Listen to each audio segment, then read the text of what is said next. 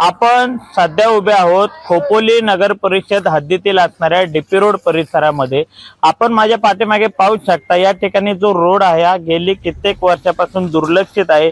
वारंवार येथील नागरिकांनी जे आहे ते तक्रारी करून सुद्धा हा जो रोड आहे ते होत नाही। आता पावसाला देखील सुरुवात झालेली आहे। एकीकडे पाऊस सुरू झाला आणि एकीकडे हे जे रस्ते आहेत ते विकास कामांच्या नावाखाली खोदले जात आहेत। या ठिकाणी आपण छायाचित्रांमध्ये पाहू शकता, मोठमोठे जी दगड आहेत ते रस्त्यावरती खोदून टाकण्यात आलेले आहेत। रस्ते कुठेतरी उकडण्याचा जो प्रयत्न आहे तो करण्यात आलेला आहे। येथील काही नागरिक आपल्या सोबत बोलण्याकरता आहेत। दादा, नेमकं काय सांगता, आपण किती वर्षापासून या ठिकाणी राहतात, काय नेमकी इथली अडचण आहे आपली? सर 3 वर्ष झाले, 3-4 वर्ष झाले रोडचं काम आतापर्यंत अधुरच राहिलं आहे। किती कधी होणार आहे काम? दर वर्षाला थोडं थोडं थोडं थोडं करतात। जसं लहान मुलाला एखाद्या बारक्या कॉन्ट्रॅक्टरला काम दिल्यासारखं करतात। 8 दिवस करतात, परत 8 दिवस 2-3 महिने पुन्हा बंदच राहते। ही रोडची कंडिशन बघा कशी आहे ती। लहान मुलांना शाळेत, ही इंग्लिश शाळा समोर आलेली आहे, इथं शाळेत जायचं कसं लेकरांना, कॉलेजला जायचं कसं? रिक्षा आमच्या गलीत एखादा अपंग झाला तर त्याला आतमध्ये जाता येत नाही, किंवा ज्येष्ठ नागरिक असेल, सिनियर सिटीजन असेल, त्यांनी जायचं कसं? रिक्षावाला म्हणतो मी नाही उतरत, इथं उतरलं तर या खडीत पण त्याचा रिक्षा येत नाही, इतकी ते खराबी करतात। मग कसं काय जगायचं कसं या वातावरणाचं? ज्येष्ठ नागरिक तुम्ही सांगता अमुक फॅसिलिटी दिल्या, ते मुक दिल्या, काय पदरात काय पडतंय? ही खडी। ताई, काय सांगता, आपण या गावच्या रहिवासी आहात आणि एकंदरीत इथं राहताय, काय रस्त्याची अवस्था नेमकी? रस्त्याची अवस्था तुम्हीच बघा, जाता येता माणूस पडते, आम्ही कामावर कसं जायचं? पोरांचं शिक्षण बुडते, त्या स्वतः येतात इथं रस्ते बघतात पण बनवायला काही येत नाहीये।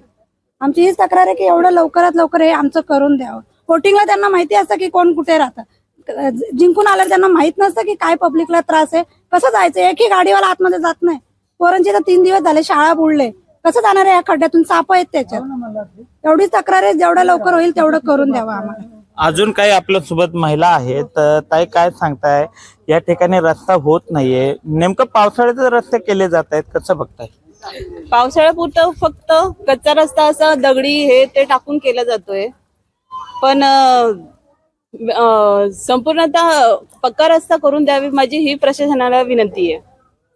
नेमका जेव्हा पाऊसच येतोय तेव्हाच कामं करतायत, मग वर्षभर हे कामं का करत नाहीत? तुम्ही नागरिक म्हणून कधी विचारलं नाही? आम्ही दिले कंप्लेंट, बरेच वेळा नगरपालिकेमध्ये कंप्लेंट दिली आहे। मग त्याच्यावरती काही तक्रारी आपण केलेल्या आहेत, त्याच्यावर काय दखल घेण्यात आलेली आहे का? नाही, काहीच नाही। नेमक्या काय आणखी आपल्या समस्या त्या परिसरात? इथं गटरच पाणी पण असं रस्त्यावर सोडलेलं आहे, पावसाचं पाणी पण भरतं, मग आम्हाला जायचा त्रास होतो ना। ताई काय सांगाल, आज आपली लहान मुलं आहेत, आपण या रस्त्यावरून ये जा करताय, खरंच अडचणी आहेत का? खूप अडचणी येतात। दररोज जाताना गाडी स्लिप मारायची भीती वाटते, लहान मुलांना घेऊन फिरताना भीती वाटते।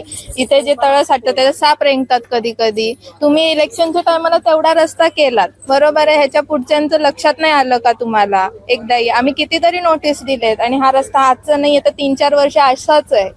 त्यानंतर लाईट्स नाहीयेत पोल्स वरती, लाईट असून लाईट का नाही देतात तुम्ही आम्हाला? नंतर आज तुम्ही बोलाल आम्ही चेंबरसाठी खोदतोय, उद्या बोलाल गॅस पाईपलाईन साठी खोदतोय, परवा बोलाल आम्ही इलेक्ट्रिसिटीसाठी खोदतोय। म्हणजे वारंवार तुम्ही रस्ता असाच खोदत राहणार आहात का? काही ना काहीतरी कारण देणारच आहात का? याचं सगळ्या प्रश्नांची उत्तरं द्या आता आम्हाला, कारण की खूप जास्ती झालं आता। ढोपरावर पाण्यात आम्ही नाही जाणार।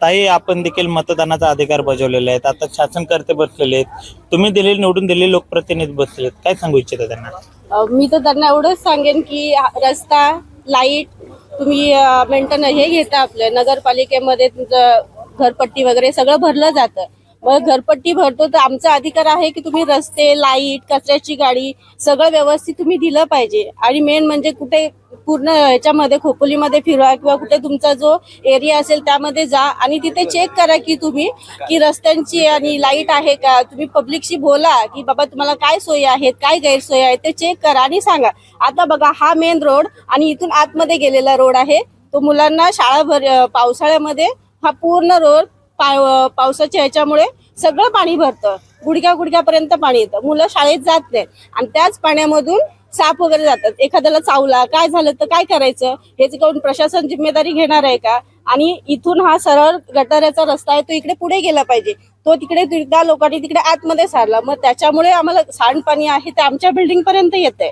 मग ते पाणी येऊ नये, ते पाणी सरळ इकडून काढा आणि दुसरीकडे नेऊन लावा, एवढंच माझं म्हणणं आहे। आणि रस्ते व्यवस्थित करून द्या, कमीत कमी आम्हाला चालता तरी आलं पाहिजे।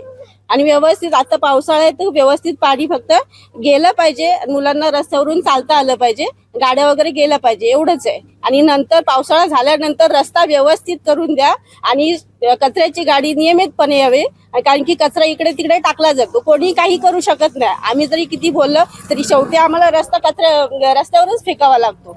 त्याच्यामुळे कचऱ्याची गाडी, लाईटी आणि रस्ता व्यवस्थित करून द्यावा एवढी शासनाकडे मान्यता आहे. अदरवाईज आम्ही परत मग नगरपालिकेत जाऊन उपोषणाला बसणार, काही त्याच्यामध्ये प्रश्नच येत नाहीये. थँक्यू. अजून आपल्यासोबत काही इथले जे युवक आहेत, दादा तू कॉलेज करतोय, गाड्या घेऊन जातोय, वाहनं चालवताय, काय अडचणी? गाड्या चालवत्या म्हणजे गाड्या आमच्या स्लिप होत आहेत. काल मी स्वतः इथं पडलो असतो 2 वेळा रात्रीच्या. लाईट लावल्यात, लाईटी पण त्या कधी असतात कधी नसतात. आता ही लाईट आत्ताच लावलेली आहे, ती लाईट लगेच बंद झाली. म्हणजे की मी रात्री 2 वेळा पडलो असतो, रात्रीच सापण निघतात, आमच्या इथं पाण्या भरतात, आमचे कॉलेजही बुडत आहेत. आमची मागच्या वेळेस पण महिनाभर मी कॉलेजला शाळेत नव्हतो मी. आता आम्ही काय करू? आता माझे पप्पा स्वतः 2 वेळा पडलेत गाडी घेऊन पावसाळे मुलं. आमच्या गाड्या बंद पडतात, सगळं काय होतं, किती होतं आम्हाला काय. बिल्डिंगमध्ये आमच्या सापा बिपा येत आहेत, काय करायचं आम्ही आता? आम्हाला साधा सुद्धा रस्ता नाही चालायसाठी, काय बोलू आता? येथील काही युवक आहेत जे वारंवार जे ते नगरपालिका प्रशासनाकडे जे आहे ते पाठपुरावा करतात. दादा पाठपुरावा करताय, का दखल घेतली जात नाही? निवडून देताय तुम्ही, आश्वासनं देतायत, मग तुम्ही त्यांचे झेंडे का मिरवताय? नमस्कार. हे निश्चितच तुम्ही म्हटलं, जे झेंडे मिरवतात हे त्यांच्यासाठीच आहे. कारण तुम्ही जेव्हा झेंडे मिरवता तेव्हा तुम्ही त्या माणसाची काय म्हणजे उपयुक्तता आहे, त्यांनी आपल्या विभागासाठी काय केलंय. आज तुम्ही म्हणता की खोपोलीचा विकास झाला, प्रशासकीय काळामध्ये खोपोलीचा खूप मोठा विकास झाला, तर खोपोलीचा विकास म्हणजे हा डीपी रोड खोपोली नगरपालिका हद्दीमध्ये येत नाही का? हा पहिला माझा प्रश्न आहे प्रशासनाला. गेल्या वर्षी आम्ही श्रावण महिन्यामध्ये भर पावसामध्ये तिथे उपोषणाला बसलो होतो. उपोषण करत असताना डेप्युटी सीओने आम्हाला रायटिंगमध्ये दिलं का, तर गेल्या वर्षी एप्रिल महिन्यापासून मे महिन्यापासून पावसाळा चालू झाला, आम्हाला कामं करता आली नाहीयेत. आता पण तुम्ही बघाल तर ही पूर्ण कामं पावसाळ्याच्या टायमिंगलाच तुमचे चालू होतात. 4 महिन्याचा पावसाळा असतो, 8 महिने तुमच्याकडे असतात, तुम्ही 8 महिन्यात काय करता? हा पहिला प्रश्न आहे की तुम्ही 8 महिन्यात काय करता? पावसाळा आला की तुम्ही फक्त थाथूर माथूर कामं करायची आणि लोकांना फक्त त्या चिखलामधून. आज माझी मुलगी, मी राहतो श्रीरामनगरला, इथे सेंट मेरी स्कूल आहे, इथून श्रीरामनगर फक्त एक 400-500 मीटर वरती आहे. 2 वेळा गेल्या वर्षी 2 वेळा मी स्वतः स्लिप झालो माझ्या पोरीला घेऊन. उद्या जर तिचा हात का पाय मोडला असतं तर त्याला जबाबदार कोण होता? नगरपालिका त्याची जबाबदारी घेणार होती का? आणि त्याच्यासाठी मला माझ्या मुलीला इथून दाखला काढून मला खोपोलीत टाकावं लागलं. म्हणजे तुम्ही फक्त एवढं गृहीत धरलंय का की खोपोलीचा विकास म्हणजे बाजारपेठेचा विकास म्हणजे अख्ख्या खोपोलीचा विकास झाला? नाही तर मग तसं असेल तर तुम्ही आमच्याकडून टॅक्स नका घेऊ. तुम्ही आमच्या टॅक्स का घेता? आज जर 90 दिवसामध्ये टॅक्स भरला नाही तर तुम्ही 2% शास्ती, म्हणजे ही जर तुमची जे सावकार असतात तसे सावकाराप्रमाणे तुम्ही नगरपालिका टॅक्स घेते, तर त्याच्यावरती मग जर कामं होत नाही तर तुम्ही पण लोकांना जबाबदार आहात ना, की तुम्ही काय करणार आहात? दादा आपण नेमकं काय सांगताय? आपण उपोषण केलेली आहेत, नागरिकांच्या समस्या आपण मांडत आहात. एकीकडे आता नगरपालिकेच्या निवडणुका देखील नुकत्याच झालेल्या आहेत, त्याच्यावरती तुम्ही निवडून दिले जे लोकप्रतिनिधी ते बसलेत, तुमच्या प्रभागातले काही लोकप्रतिनिधी बसलेत, त्यांनाही समस्या दिसत नाहीत, ते लोक जात नाहीत त्या रस्त्यावर. कसं आहे, ज्या मूलभूत गरजा आहेत माणसांच्या, रोड, रस्ते, पाणी, ह्या खरोखर स्वतःहून प्रतिनिधींनी किंवा स्वतःहून येऊन पुढे आल्यावरती स्वतःहून येऊन बघितल्या पाहिजेत. पण आज हेच दुर्दैव आहे की सर्व नागरिकांना रस्त्यावरती उतरायला लागेल. तर तुम्हाला ह्या गोष्टी सांगतो, आम्ही गेल्या वर्षी सुद्धा उपोषण केलं होतं, नगरपालिकेने आम्हाला लेखी लिहून दिलेलं. आणि हा जो रस्ता आहे, हा कॉन्क्रिटिंग रस्ता 2002 महिन्यात म्हणजे फेब्रुवारी 25 मध्ये ह्याचा ठराव मंजूर झालेला आहे. आणि त्याच्यानंतर आता एप्रिल महिन्यामध्ये त्याचा टेंडर काढलं होतं. पण नगरपालिका बाकीच्या गोष्टींकडे लक्ष देते. माझं असं म्हणणं होतं की एप्रिल महिन्यात झालं 5-10 दिवसात तो टेंडर ओपन करून जर हा रस्ता केला असता, हा नाहक त्रास लोकांना आज सहन करावा लागला. आमची प्रशासनाला विनंती आहे, जर तुम्ही कामं करता, जर आम्हाला कळ सोचल्यानंतर ती करून काय फायदा आहे? त्याच्यात आमचा कुणाला जीव गेल्यानंतर करून काय फायदा? तेच जर तुम्ही आधी कामं केली तर खरोखर तुम्ही बोलू की आमचे प्रतिनिधी किंवा सगळे नगर प्रशासन योग्य प्रकारे काम करते. पण आम्ही वारंवार निवेदन देत आहोत. त्या निवेदनांचे ते मला तरी असं वाटतं आतमध्ये गेल्यावरती त्याच्या पुंगळ्या करत असतील आणि कचऱ्याच्या पेटीत टाकत असतील, असंच म्हणावं लागेल. आणि जर आपल्याला न्याय मागायचं असेल, वारंवार उपोषण करणं हाच पर्याय आहे का? तुम्ही उपोषण करताय, उपोषण मिटवले जात आहेत, मग उपोषण मिटवल्यानंतर वेगळे पण चर्चा काहीतरी होतात, मग नुसती देखाव्यापुरते आपण उपोषण करता अशी देखील आरोप प्रत्यारोप जे होत आहेत, मग तुम्हाला कुठेतरी नाचवण्याचा प्रयत्न लोकप्रतिनिधींकडून केला जातोय? हो तसंच म्हणावं लागेल की आपल्याला तात्पुरतं बाबा आम्ही करतो म्हणून. आता गेल्या वर्षीच आम्ही 4-5 मुद्द्यांवरती, गेल्या वर्षी गणपतीच्या आधी नॉर्मल थोडक्यात कपची वगैरे टाकली आणि निधी नसल्यामुळे आम्ही कपची टाकतो आणि त्याच्यानंतर काम मंजूर झाल्यावरती आम्ही व्यवस्थित काम करू. पण आता जर काम मंजूर झालंय तर का थांबलेत तुम्ही? आणि कॉन्क्रिटिंग रोड ह्या भर पावसात सुद्धा होऊ शकतो, तर हे केलं पाहिजे. म्हणजे तुमच्या पण गाड्या इथून जातात, स्थानिक लोक आहेत, बाहेरची लोक. आज आमच्या इथं कोणी लोक यायला निघत नाहीयेत की म्हणतात नको नको, हा रस्ता नगरपालिकेच्या अंडर किंवा हा एरिया नगरपालिकेच्या अंडर नाही असं वाटते. की आम्हाला सुद्धा असं वाटायला लागेल की आम्ही कुठंतरी वेगळ्या शहरी भाग सोडून वेगळीकडे राहतो. तर नक्कीच हे जे होते डीपी रोड परिसरातील असंख्य नागरिक होते अत्यंत त्रस्त झालेले आहेत.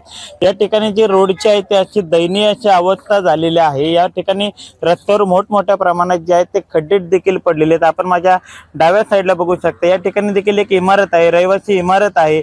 या ठिकाणी जो रस्ता आहे तो देखील अत्यंत दयनीय अवस्था झालेली आहे. अशातून नागरिकांना वाट काढावी लागते, वाट शोधावी लागत आहे.